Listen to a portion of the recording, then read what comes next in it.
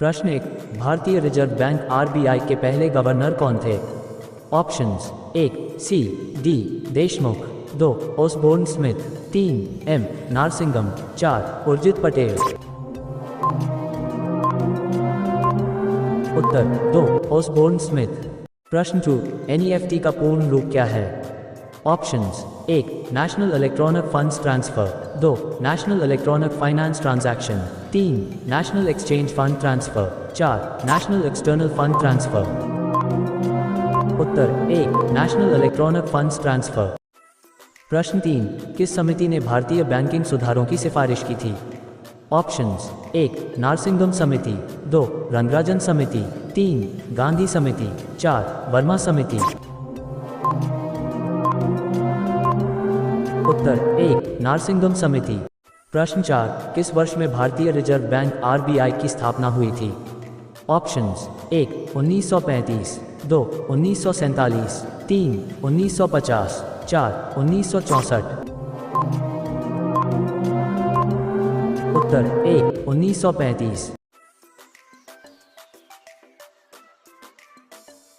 प्रश्न 5। प्रधानमंत्री जन धन योजना किस वर्ष में शुरू की गई थी? ऑप्शंस 1 2014, 2 2015, 3 2016, 4 2017। उत्तर 1 2014। प्रश्न 6। भारत में किस बैंक को बैंकर टू द गवर्नमेंट के रूप में जाना जाता है? Options 1 State Bank of India, 2 Bank of Baroda, 3 भारतीय Reserve Bank, 4 Punjab National Bank. उत्तर 3 भारतीय रिजर्व बैंक। प्रश्न 7। भारत में नोटबंदी किस वर्ष लागू की गई थी? ऑप्शंस 1 2014, 2 2015, 3 2016, 4 2017। उत्तर 3 2016। प्रश्न 8। भारत का सबसे बड़ा सार्वजनिक क्षेत्र का बैंक कौन सा है? Options 1 bank of India, 2 Canara bank, 3 state Bank of India, 4 Punjab National bank.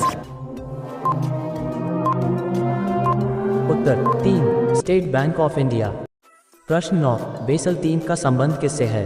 Options 1 banking नियमन, 2 ई कॉमर्स, 3 अंतर्राष्ट्रीय व्यापार, 4 मुद्रा नीति।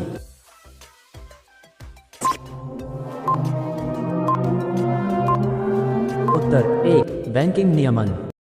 प्रश्न 10। आईएफएससी का पूर्ण रूप क्या है? Options 1 Indian financial system code, 2 international financial system code, 3 Indian finance services code, 4 Indian financial services code.